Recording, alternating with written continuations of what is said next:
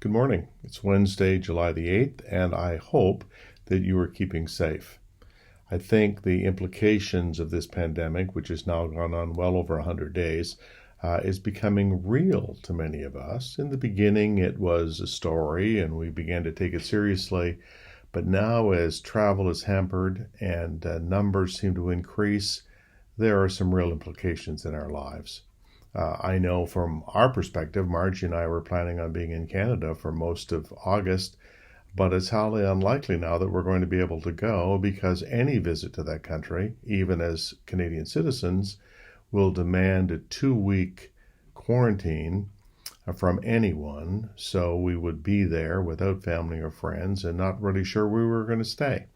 So the implications are even more personal now than they seem to be in the past. Although we wear masks when we go to Publix and we don't go out to dinner anymore. But now not being able to really see family, it's begun to hit home. And this is what many of you are experiencing. So we have to ask the question, how is God at work in this? Or is he at work in this? Well, we believe he is. If you've read N.T. Wright's book, God in the Pandemic, you'll catch a little glimpse of what our conversation is going to be like next week. Monday, Wednesday, and Friday, Monday evening, Wednesday evening, and Friday morning, you have the opportunity to come online and talk about this book. It's short, 79 or 80 pages.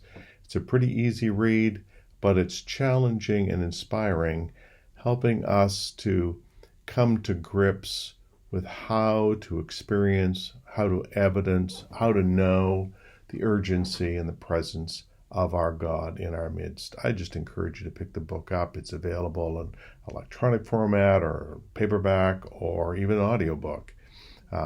If you want to join us next week, both in the eDove and the bulletin this weekend will be the addresses of how you can get on Zoom and share this conversation.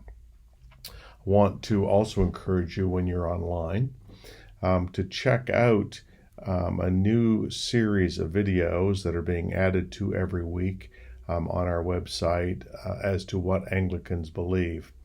Currently, there are 3 videos online, one about how we got to where we are now, basically a thumbnail sketch history of the church, one on some foundational documents as to how we've become who we are, and then the most recent video about the 39 articles, which, although confined to the historical documents section of our prayer book, are still foundational in understanding who we are as a people. There will be a number of other videos added to this series, including a series of instructional videos on the Eucharist. Why do we do what we do in the Eucharist? What do the actions mean? What do the words mean? And I have a very dear friend who is very accomplished in this area, pulling together some video instructions for us, so that will be added to this site in very near future. Finally, I need to bring to your attention a need in the parish.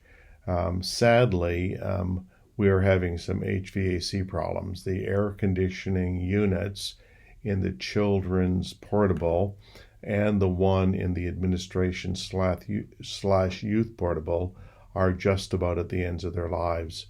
The one in the children's portable has already died and needs to be replaced. So we are anticipating that both, which are 18 years old each, will need to be replaced in due course.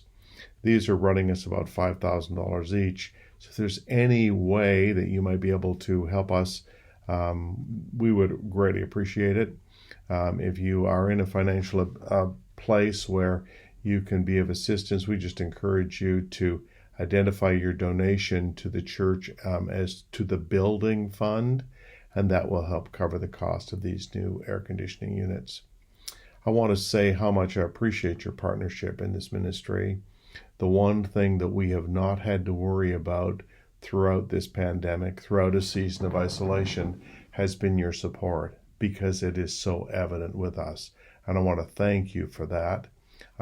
Thank you for myself, but also thank you for the vestry, because the vestry has been faithfully monitoring everything that's happening and have been exceptional and are encouraged by your exceptional support. Thank you very much. Be blessed, and come and join us on Sunday, 10:30, via live stream on our website.